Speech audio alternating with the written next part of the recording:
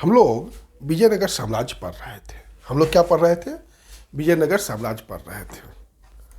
और विजयनगर साम्राज्य में हम लोगों ने संगम वंश के बारे में पढ़ा, फिर सालू वंश के बारे में पढ़ा, फिर तुलु वंश के बारे में पढ़ा।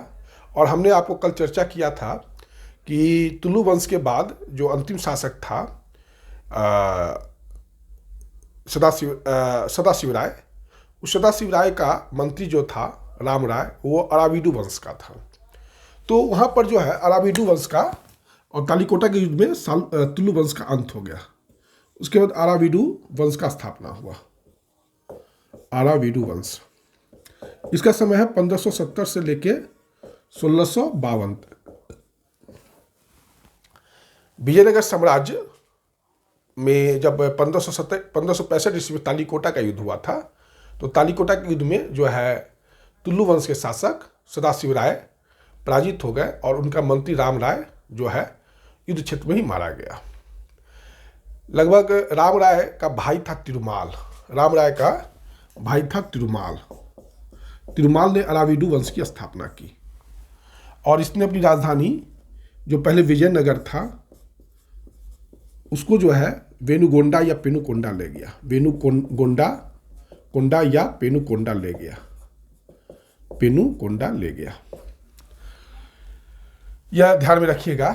फिर तिरुमाल के बाद राजा बने वेंकट द्वितीय। वेंकट द्वितीय जो है राजा बने तिरुमाल के बाद। और वेंकट द्वितीय ने जो 1612 एडी में एक थे राजा अडियार।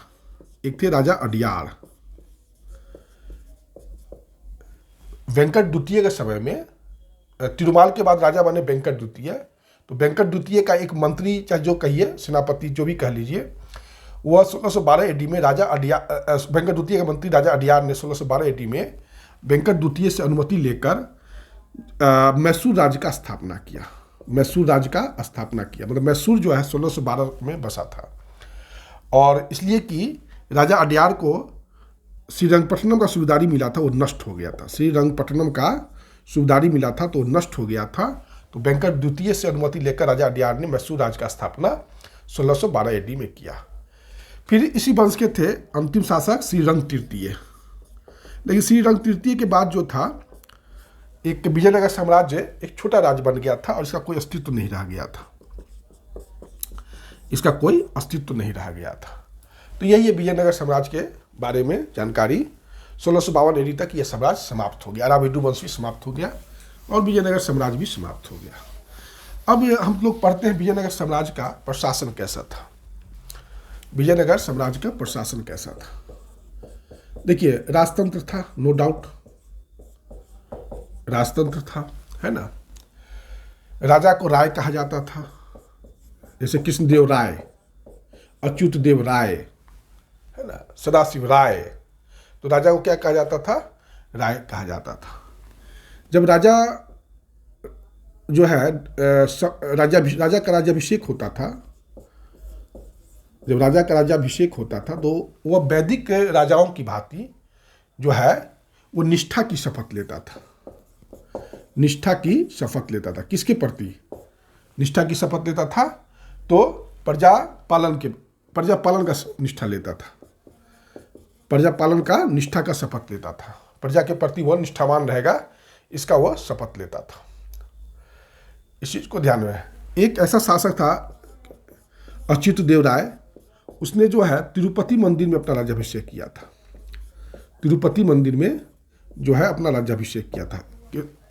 अच्युत देव राय ने अपना राज्याभिषेक तिरुपति मंदिर में किया था। कृष्णदेव राय ने जो है अपना प्रशासनिक राजनीतिक आदर्श जो है अपने तेलुगु ग्रंथ अमुक्त माल्यादा में रखा और कहा कि अपनी प्रजा की सुरक्षा तथा कल्याण के आदर्श को राजा सदैव आगे रखता है और कामना करता है।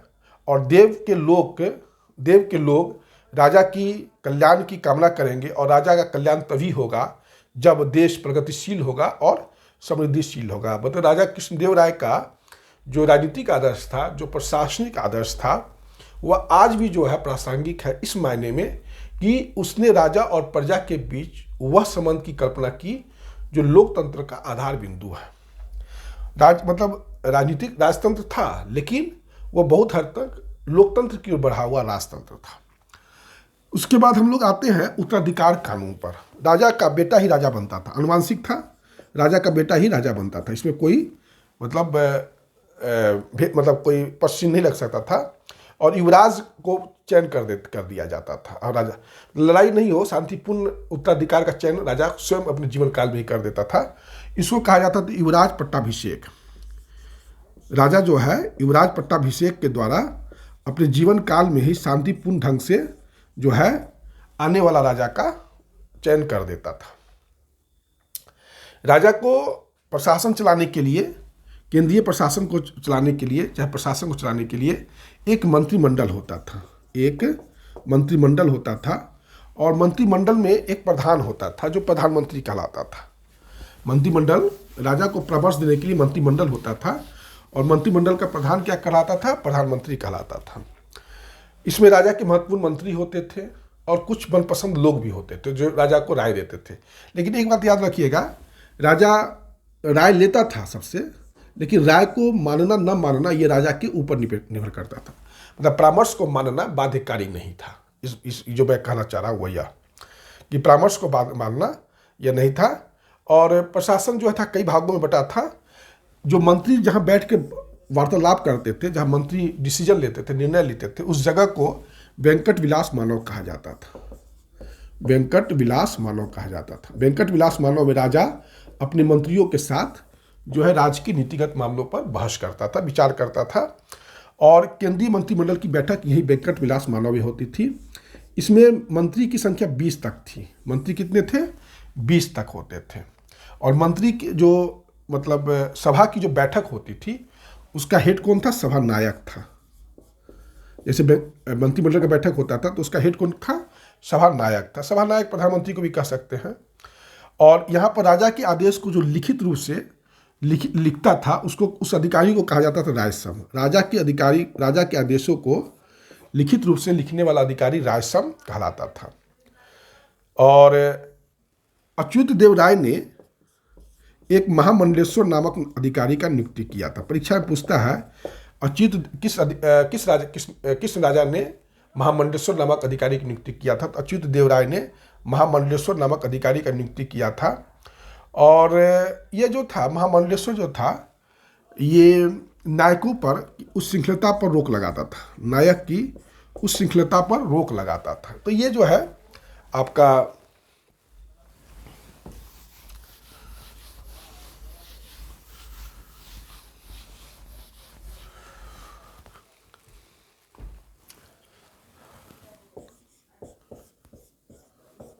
सबनायक।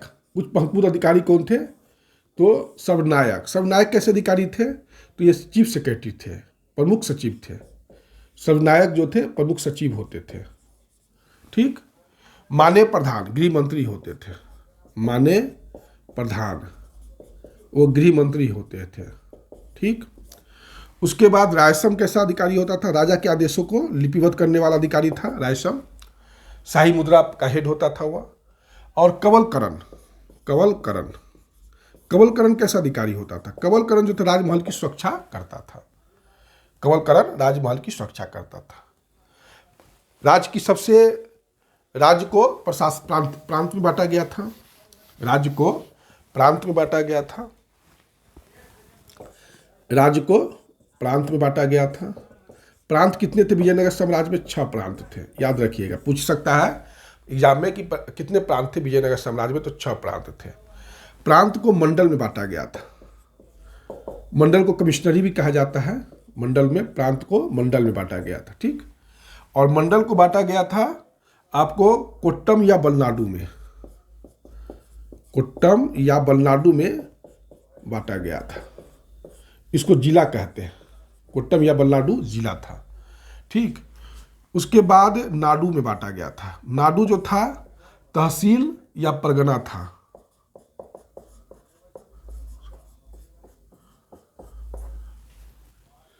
राज्य को प्रांत में बांटा गया था। 6 प्रांत थे। प्रांतों को मंडल में बांटा गया था, कमिश्नरी में बांटा गया था, कोट्टम या वलनाडु जिला में बांटा गया था, नाडु तहसील या परगना में बांटा गया था।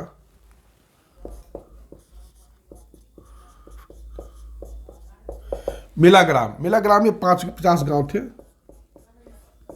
मिलाग्राम में कितने गांव थे? 50 गांव थे। नाडु को मिलाग्राम में बांटा गया था और मिलाग्राम को ऊर में बांटा गया था या गांव में बांटा गया था।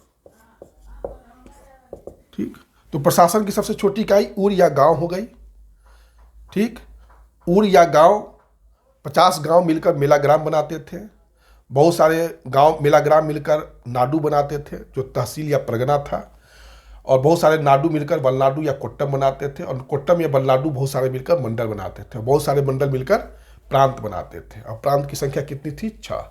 तो प्रशासन की सबसे बड़ी इकाई राज्य हो गया या प्रांत कह लीजिए, और सबसे छोटी इकाई ऊर या गांव था। ठीक, कुछ गांवों के समूह को स्थल या सीमा कहते थे। कुछ गांवों के समूह को क्या कहते थे? स्थल या सीमा। न्यायालय जो था 4 प्रकार का होता था। न्यायालय जो था वो कोर्ट जो होता है 4 प्रकार का होता था। तिष्ठिता, न्यायालय 4 प्रकार का होता था। तिष्ठिता है ना, मुद्रिता, तिष्ठिता, मुद्रिता, चल और शास्त्रिता। शास्त्रिता न्यायालय कितने प्रकार का होता था? 4 प्रकार का होता था। तिष्ठिता, मुद्रिता, चल और शास्त्रिता। तो ये न्यायालय के प्रकार थे। तो अब आगे जो भी है प्रशासन में थोड़ा आयंगर और न्यायिक व्यवस्था पढ़ना बहुत जरूरी है, और समाज अर्थव्यवस्था इस सब पर भी हम प्रकाश डालेंगे। अब नेक्स्ट वीडियो में हम बात करते हैं। धन्यवाद।